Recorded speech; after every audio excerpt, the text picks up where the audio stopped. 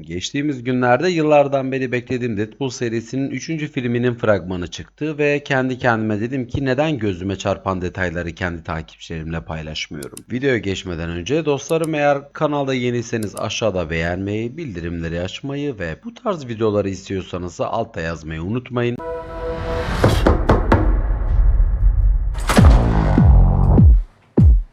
İlk sahneye çok dikkatlice bakacak olursanız bizim dostumuz Wade doğum gününü yapıyor ve bu doğum günü esnasında ikinci filmde ölmüş olan bazı dostlarını da arkada çok rahatlıkla bir şekilde görebilirsin. Kafanızın karıştığına eminim. Bunlar ikinci filmde öldü, neden üçüncü filmde var diye düşündüğünüze eminim. Şöyle bir anlatayım size dostlarım. Hatırlarsanız dostumuz Cable bozuk bir zaman makinesiyle gelecekten gelmişti ve gelecekten geldiği esnada son bir hakkının kaldığını ve kendi ailesini yok eden düşmanı bulup o düşmanı öldürdükten sonra o hakkı da geleceğe dönmek için kullanacağını söylemişti. Ve ondan sonra da o hakkı da Deadpool'un hayatını kurtarmak için kullandıktan sonra zaman makinesini bir köşeye attı ve Deadpool o bozuk olan zaman makinesini onarmak için Kimiko ve yanındaki lezbiyen arkadaşının yanına gitti. Onlar da bu makineyi onardılar. Ondan sonracığıma Deadpool büyük ihtimalle zamanda geriye döndü ve ölü bütün dostlarını hayata tekrardan geri döndürdü. Ama şu bir köşede kalsın ki başka bir detay daha gözüme çarpıyor ki Deadpool orada diyor ki zor birkaç sene geçti.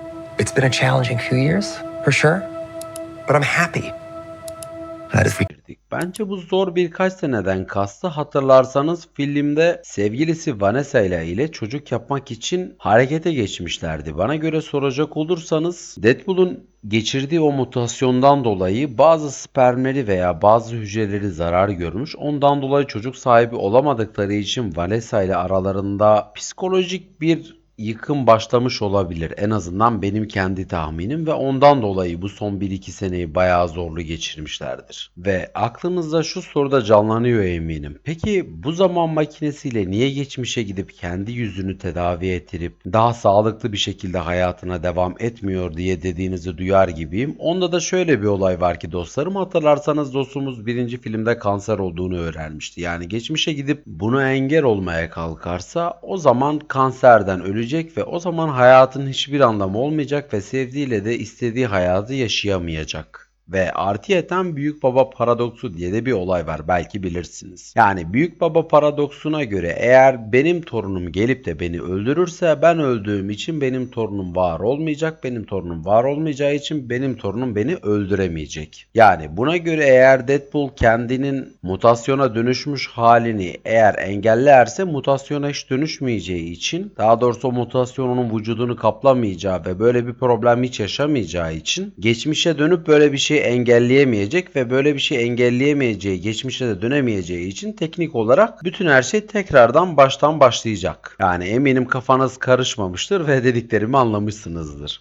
Ondan sonracığıma Deadpool'un kapısı çalınıyor ve TVA askerleri direktmen orada beliriyor. Şimdi TVA ne diye sorduğunuza eminim. TVA bir kuruluş dostlarım. Bu kuruluştaki dostlarımız tamamen zaman yönetimi hakkında polislik yapan bir grup insandan oluşuyor. Yani şöyle anlatmam gerekirse size kısaca. Zaman içerisinde zamanla oynayıp zamanı karıştıran ve aynı zamanda zamanın içerisinde o zaman diliminde olmayacak olan şeyleri yaşattıran ve yapan kişileri bulup tıpkı Deadpool gibi onları ellerindeki sopalar yardımıyla tamamen küle çeviriyorlar ve çöplük ismi verdikleri bütün bu şekilde sorun çıkaranları topladıkları bir yere gönderiyorlar. Ki dostlarım, bu çöplük ismini verdiğim yerde bu şekilde zaman yıkımına sebep olan ve zamanı karma çorman eden insanları hapsettikleri bir yer. Sadece emin olun insanlar da yok, orada timsahlar da var yani. Ki bunu Loki'nin birinci sezonunda rahatlıkla görmüştük. Ardından dostumuz Deadpool kaçırıldıktan sonra dediğim gibi TVA'ya getiriliyor ve bu TVA'de oranın bir nevi polis müdürü gibi düşünün bir bireyle konuşuyor ve Loki dizisinden de bildiğimiz gibi büyük ihtimalle ona görev verecekler ve diyecekler şuradaki görevleri yerine getirirsen, şuradaki zamandaki bazı olmuş olan hataları düzeltirsen, ki benim en azından tahminim bu, biz senin zaman çizgine seni geri bırakacağız ve hiç olmamış gibi hayatına devam edebilirsin bazı şeyleri diyecek. gösterecekler. Ben en azından kendi düşüncemden yola çıkarak söylüyorum bunları. Ardından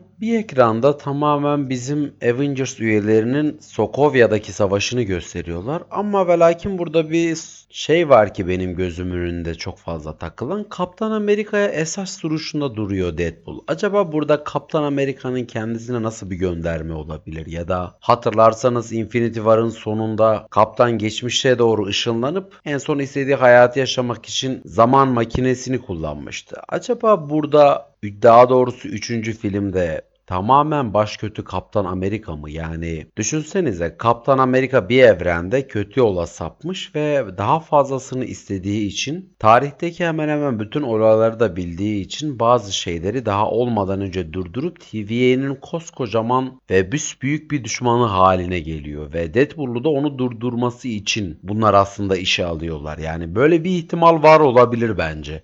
Ki var olursa aşırı çılgın ve aşırı güzel olur. Ardından Deadpool'un ilerlediği sahnede önündeki masada çok tanıdık bir simanın kafatasını görüyoruz. Kim bu? Wolverine dostumuz. Yani kendisi beyaz takımları giymiş ve poker masasında oturuyor. Bana göre soracak olursanız bu filmde zaten kendisi en az Deadpool kadar var olacak.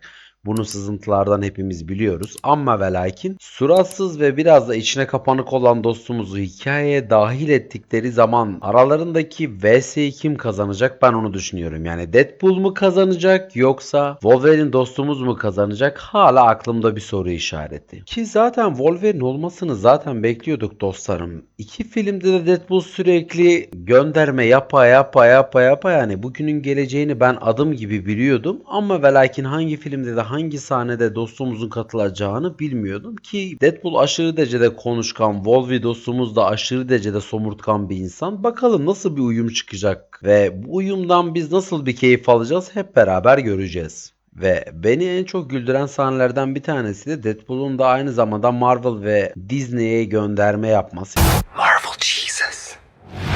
Yani her zaman onlardan bahsetmesi aşırı derecede beni güldüren detaylardan, çünkü biliyorsunuz ki Deadpool aynı zamanda bir filmde, bazen bir çizgi romanda olduğunu bilen, anlayabilen ve aynı zamanda dördüncü duvarı çok rahatlıkla kırıp seyirciler ile ve hatta yazarlar ile dalga geçebilen muhteşem bir karakter. Ve dostumuz Wade giyinirken bu sahnede de kıyafet giyme sırasında birinin onun popişini ellediğini görüyoruz. Nedense çok tuhaf bir el. Kimin eli olduğunu anlamadım ama Deadpool dışında da Deadpool'un popişini elleyecek başka kim var onu hiç bilmiyorum. Ve dostumuz Dead Buzz ile savaşırken arkada yerle bir olmuş Fox'un logosunu görüyoruz. Yani burada büyük ihtimalle size bahsettiğim çöplükteler. Neden bahsettiğim çöplükteler dostlarım? Çünkü o çöplük bütün herkesin ve bütün her şeyin içinde var olduğu, bazen torun çekiçini bile orada çok rahatlıkla görebildiğiniz, bazı çok alakasız bir şekilde eşyaları yerde bulabildiğiniz ve bütün Marvel evreninin içerisinde ve diğer evrenlerde var olan bütün silahların orada, o yerde var olabileceği koskocaman çöplük misali karman çorman bir yer yani. Ve dostumuz Dead'in de bazı sahnelerde silahları böyle çok müthiş bir şekilde doldurduğunu görüyoruz. Bana göre soracak olursanız bu John Wick filmine güzel bir gönderme ama ve lakin belki de filmde bambaşka bir şeye gönderme olduğunu da görebiliriz ki tahmin edemediğimiz. Ve bu sahneye çok dikkatlice bakarsanız Deadpool dostumuz direktmen durun diyor. Niye Deadpool dostumuz burada direktmen durun deyip elini kaldırıyor? Hatırlarsanız birinci filmde arabanın arkasında burada durun diyordu. Herkes elini kaldırıyordu. Sonra herkes duruyordu. Sonra niye kırmızı giyindimle ilgili bir espri yapıyordu. Çünkü siz bok herifler kanadığımı görmeyin diyordu herkese. Hop! Kostüm neden kırmızı hiç merak ettiniz mi? Siz bok herifler kanadığımı görmeyin diye. Bana göre soracak olursanız, en azından kendi fikrim, o birinci filmdeki o muhteşem kırmızı pantolon şakası 3. filmin bu sahnesinde tekrardan yer alacak. Evet dostlarım ve canlarım, kendi anlayabildiğim kadarıyla ve kendi anladıklarımı anlatabildiğim kadarıyla bu kadar da videomuz. Umarım sevmiş ve beğenmişsinizdir ki bazı yerlerde dil sürçmesiyle birlikte belki yanlış anlattığım şeyler veya keza görüp de yanlış anladığım şeyler olabilir. O yüzden tekrardan affola. Eğer sizin bu fragman hakkındaki düşünceleriniz varsa lütfen altta paylaşmayı unutmayın ki bizlerle. Belki de düşünceleriniz bir sonraki videonun konusu olur. O yüzden şu anlık kendinize çok iyi bakın. Hoşça kalın.